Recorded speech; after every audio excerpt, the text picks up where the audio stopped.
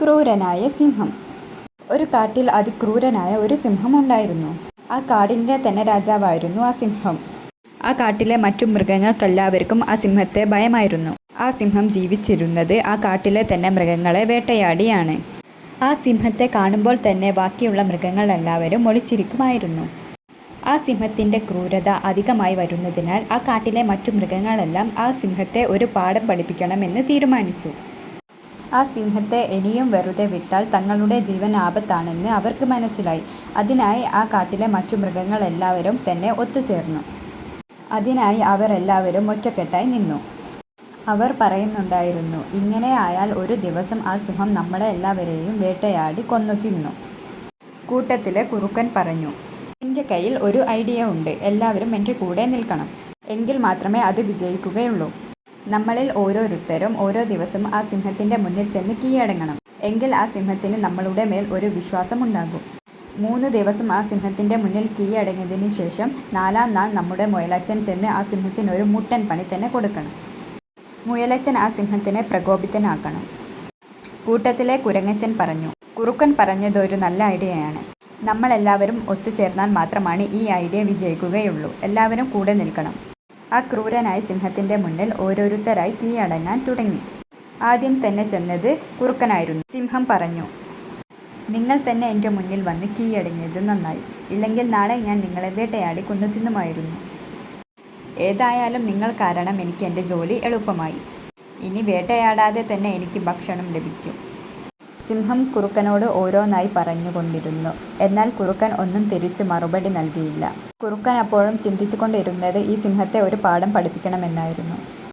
2ാം നാൾ ആ സിംഹത്തിൻ്റെ മുന്നിൽ വന്ന് കീഴടങ്ങിയത് മാൻകുട്ടിയായിരുന്നു. 3ാം നാൾ വന്ന് കീഴടങ്ങിയത് സീബ്രയായിരുന്നു. ആ സിംഹം ആ സീബ്രയെയും കൊന്നു തിന്നു. 4ാം നാൾ തനിക്ക് ഭക്ഷണമായി വരുന്ന മുയലിനെ ഓർത്ത് ഇരിക്കുകയാണ് സിംഹം. കാട്ടിലൂടെ അങ്ങോട്ടും ഇങ്ങോട്ടും നടക്കുകയാണ് മുയൽ. താൻ എങ്ങനെയാണ് ആ സിംഹത്തിനെ ഒരു പാഠം പഠിപ്പിക്കുക എന്ന് മുയലിന് മനസ്സിലാകുന്നില്ല. ആലോചിച്ച് നടന്ന് അവസാനം ആ മുയലിന് ഒരു ഐഡിയ തന്നെ കിട്ടി.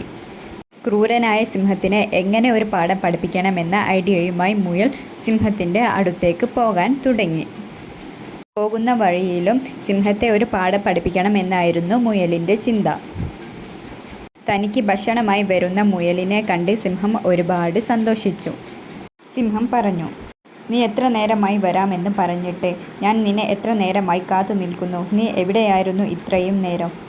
സിംഹം അങ്ങനെ ധാരാളം ചോദ്യങ്ങൾ മുയലിനോട് ആവർത്തിച്ചു. എന്നാൽ മുയൽ ഒന്നും മറുപടി നൽകിയില്ല. കുറേ ആലോചനയ്ക്ക് ശേഷം മുയൽ പറഞ്ഞു, രാജാവായ സിംഹമേ, ഈ കാട്ടിൽ നിങ്ങളെക്കാളും വലിയ ഒരു ശക്തനായ പോരാളിയെ ഞാൻ കണ്ടു. വരുന്ന വഴിയിലാണ് ഞാൻ അദ്ദേഹത്തെ കണ്ടത്. എന്തൊക്കെയോ കണക്കുകൂട്ടലുകൾ കൊണ്ടാണ് മുയൽ ഈ കാര്യം സിംഹത്തിനോട് പറഞ്ഞത്. സിംഹം ഇത് കേട്ടപ്പോൾ ആദ്യം തന്നെ അമ്പരന്നു പോയി. എന്നേക്കാൾ വലിയ ശക്തനോ? അതാരാണ്? മുയൽ പറഞ്ഞു, ഞാൻ വരുന്ന വഴിയിലാണ് അദ്ദേഹത്തെ കണ്ടത്. എല്ലാവരും അദ്ദേഹത്തിൻ്റെ അടുത്തു നിന്ന് അദ്ദേഹത്തെ പുകഴ്ത്തുന്നുണ്ടായിരുന്നു. മുയൽ അങ്ങനെ സിംഹത്തിനോട് കുറേ കാര്യങ്ങൾ പറഞ്ഞു. സിംഹത്തിന് ഇതെല്ലാം കേട്ട് ദേഷ്യം വന്നു. മുയൽ അപ്പോഴും എന്തൊക്കെയോ കഥകൾ ഉണ്ടാക്കി സിംഹത്തിനോട് പറഞ്ഞു. മുയൽ പറഞ്ഞു, ആ പൊട്ടൻകിണറിൻ്റെ അടുത്താണ് ഇതെല്ലാം നടക്കുന്നത് എന്ന്. സിംഹത്തിന് ഇതെല്ലാം കേട്ടിട്ട് ദേഷ്യം വന്നു. മുയലിനോട് പറഞ്ഞു, നീ എൻ്റെ കൂടെ വന്ന് അദ്ദേഹത്തെ കാണിച്ച് താ എനിക്ക്. അദ്ദേഹമാണോ ഞാനാണോ വലുത് എന്ന് നമുക്ക് കണ്ടറിയാം. മുയലിൻ്റെ ചിന്തയിലും അപ്പോഴും ഈ സിംഹത്തിനെ പാഠം പഠിപ്പിക്കണമെന്നായിരുന്നു. അതിനായാണ് ഈ കള്ളക്കഥകളെല്ലാം ഈ സിംഹത്തിനോട് മുയൽ പറഞ്ഞു കൊടുക്കുന്നത്. കാട്ടിലെ മറ്റു മൃഗങ്ങളെല്ലാവരും അദ്ദേഹത്തിനെ പുകഴ്ത്തുകയും താങ്കളെ താഴ്ത്തിക്കെട്ടുകയും ചെയ്യുന്നുണ്ട്. അദ്ദേഹം ധാരാളം വീരകഥകൾ പറയുകയും എല്ലാവരെ കയ്യിലെടുക്കുകയും ചെയ്യുന്നുണ്ട്.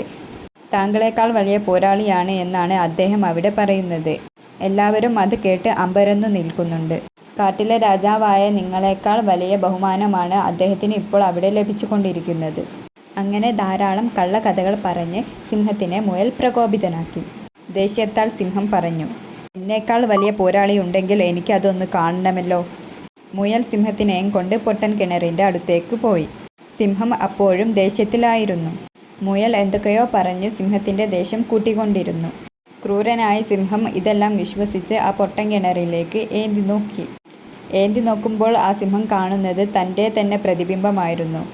എന്നാൽ ആ സിംഹത്തിന് അത് മനസ്സിലായിരുന്നില്ല. അത് മറ്റൊരാളാണെന്ന് കരുതി സിംഹം നോക്കിക്കൊണ്ടിരുന്നു. ആ അവസരം മുതലെടുത്ത് മുയലച്ചൻ സിംഹത്തെ കിണറ്റിലേക്ക് ഉന്തിയിട്ടു.